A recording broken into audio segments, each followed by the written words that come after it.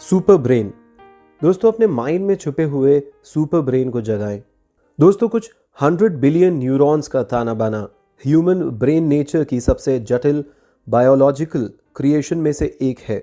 लोग maths equation से लेकर लेन देन के कामों को करने के लिए पिछले एक्सपीरियंस की मेमोरी तक पहुंचने और मौजूदा घटनाओं के बारे में फीलिंग्स को प्रोसेस करने के लिए डेली अपने ब्रेन्स की फाड़ को टैप करते रहते हैं। दोस्तों, फिर भी इतना सब होने पर भी डेली लाइफ की कॉम्प्लेक्सिटीज मुश्किल से ही ह्यूमन ब्रेन के पसीने छुड़ा पाती हो। इमेजिन कीजिए कि क्या हम असल में उन बिलियन न्यूरॉन्स की पूरी कैपेसिटी को अनलॉक कर सकते हैं और ब्रेन की बेसलाइन एक्टिविटी से आगे बढ़ सकते हैं। ये पैराग्राफ्स आपको दिखाते हैं कि उसका एक उपाय है।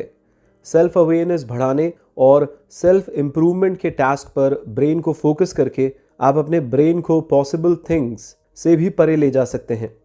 तो इन पैराग्राफ्स में आप साइंटिफिक नज़रिए और स्पिरिचुअल नॉलेज के ज़रिए से सीखेंगे कि कैसे अपने ब्रेन को सुपर ब्रेन बनाना है। दोस्तों, एक बार जब आप समझ लेते हैं कि ब्रेन कैसे काम करता है तो आप इस नॉलेज का यूज़ अपने बॉडी को ठीक करने के लिए कर सकते हैं। आइए इस पॉइंट को डिटेल में कुछ एग्जाम्पल्स के साथ समझते हैं। दोस्तों, माइंड और बॉडी अलग अलग नहीं है। असल में ह्यूमन ब्रेन ह्यूमन बॉडी के हर एक सेल से गहराई से जुड़ा हुआ है।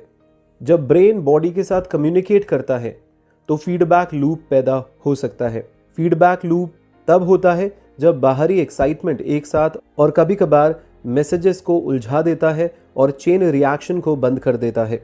मान लीजिए दोस्तों कि आप एक सड़क पर चल रहे हैं, फिर एक कुत्ता दरवाजे के पीछे से जंप करता हुआ आपको चौंका देता है। यह घटना आपके ब्रेन को, आपकी बॉडी को एक लड़ो या मरो का मैसेज भेजने को मजबूर हो जाती है। रिस्पॉन्स में आपका दिल तेजी से धड़कना स्टार्ट हो जाएगा। इस तरह से डर से हार्ट अटैक हो सकता है, लेकिन जनरली यह ब्रेन के दूसरे मैसेज से रोक लिया जाता है जो फीडबैक लूप को सेट करता है। आपके दिल को गियर में डालते वक्त ब्रेन एक के बाद एक एड्रेनल ग्लैंड्स को हार्मोन्स को प्रोड्यूस करने के लिए कहता है ताकि आपके दिल को बहुत तेजी से धड़कने से बचाया जा सके।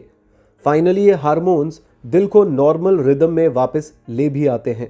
इस प्रोसेस के बारे में जो बात एक्साइटिंग है वो ये है दोस्तों कि हमारे पास फीडबैक लूप को कंट्रोल करने की पावर होती है और साथ ही यह भी तय करना कि यह कम्युनिकेशन बॉडी को कैसे इफेक्ट करता है। एग्जाम्पल के लिए, टिबेटन मॉन्क्स माइंड और बॉडी के बीच एक हार्मोनियस बैलेंस बनाने की प्रैक्टिस करते हैं। डीप फोकस के जरिए ब्रेन के बॉडी को भेजे जाने वाले मैसेजेस को कंट्रोल कर सकते हैं। जब टेम्परेचर फ्रीजिंग पॉइंट से नीचे गिर जाता है तो एक मॉन्क मेडिटेट कर सकता है और अपने ब्रेन को, अपनी बॉडी को यह मैसेज भेजने के लिए जगा सकता है जो उसकी बॉडी के टेम्परेचर को कंफर्टेबल लेवल तक बढ़ाए।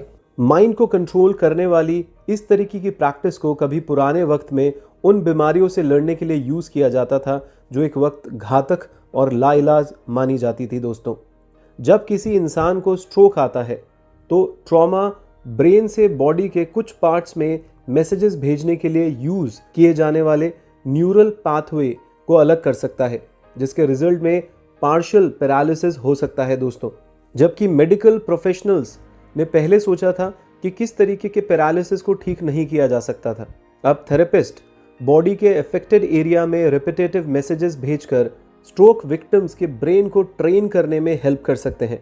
थेरेपी के पार्ट के रूप में एक मरीज को सिंपल टास्क पर फोकस करने को कहा जाता है, जैसे कि एक कप उठाना या एक वर्ड लिखना, और वक्त के साथ न्यूरल पाथवे खुद ही मरम्मत करते रहेंगे और रेगुलर एक्टिविटीज़ रिस्टोर्ड की जा सकती है। दोस्तों, यह उदाहरण हमें बताता है कि जब हम इस सॉल्यूशन पर फोकस रहते हैं तो ब्रेन कितना फ्लेक्सिबल और पावरफुल हो सकता है। लोग दिमागी चैलेंजेस और फिजिकल एक्सरसाइज के जरिए न्यूरॉन्स को जनरेट कर सकते हैं। दोस्तों, आइए इस पॉइंट को डिटेल में कुछ एग्जाम्पल्स के साथ समझते हैं।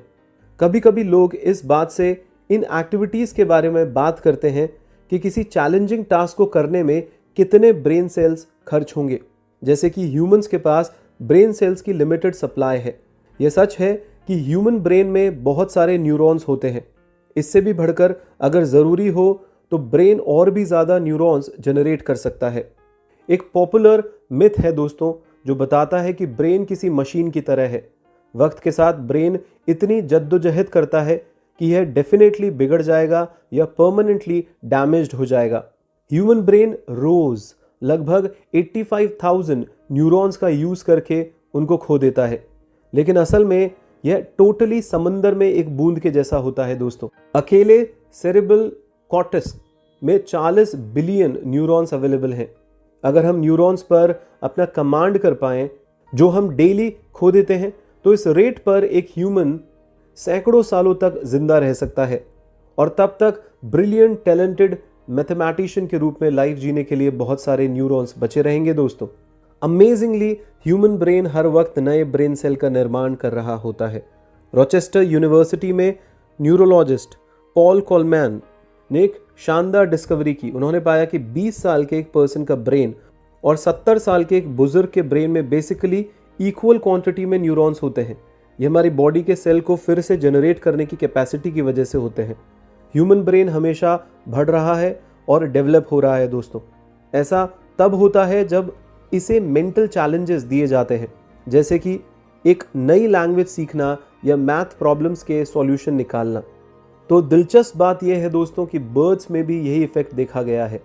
जब रिसर्चर्स ने ज़ीब्रा फिंच की स्टडी की तो उन्होंने पाया कि एक बर्ड का ब्रेन मेटिंग सीजन में उल्लेखनीय रूप से बढ़ता गया, क्योंकि बर्ड्स अपने पार्टनर को अट्रैक्ट करने के लिए नए गाने सीख रहे थे।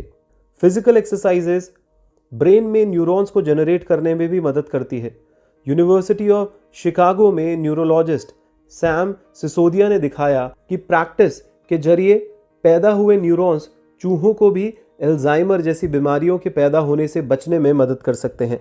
नेक्स्ट पैराग्राफ में हम उन चीज़ों पर नज़र डालेंगे जो आप अपने ब्रेन की फार को बढ़ाने के लिए कर सकते हैं। अपनी ब्रेन फार को बढ़ाने और इम्प्रूव्ड करने के लिए नए एक्सपीरियंसेस और आपके आसपास की दुनिया के लिए ओपन रहें। आइए दोस्तों इस पॉइंट को डिटेल में कुछ एग्जाम्पल्स के साथ समझते हैं। सुपर ब्रेन कौन नहीं चाहता दोस्तों, या नेक्स्ट स्टीव जॉब या वॉरेन बफे कौन नहीं बनना चाहता। अगर आप अपने ब्रेन को बढ़ाने में इंटरेस्टेड हैं तो आपको डिफरेंट रोल मॉडल्स को देखना चाहिए दोस्तों। बेबीज अपने ब्रेन को लर्निंग और डेवलप करने में एक्सपर्ट होते हैं। वे हमें हमारे ब्रेन फार को बढ़ाने के बारे में बहुत कुछ सिखा सकते हैं। आपके ब्रेन को बढ़ाने के लिए पहला स्टेप दुनिया के लिए ओपन होना और लर्निंग और डेवलपमेंट के लिए ऑफर की जाने वाली पॉसिबिलिटीज़ को देखना है। ज़्यादातर लोग अपने दिन को बाहरी दुनिया से काट कर बिताते हैं। वे अपना सिर झुकाए रखते हैं, डेली रूटीन की सेफ्टी से बेखबर होने में इंटरेस्ट रखते हैं। ऑब्जर्वेशन और क्यूरियोसिटी कि अपनी फाड़ को बंद करके रखना आपके ब्रेन को डेवलप होने से रोकता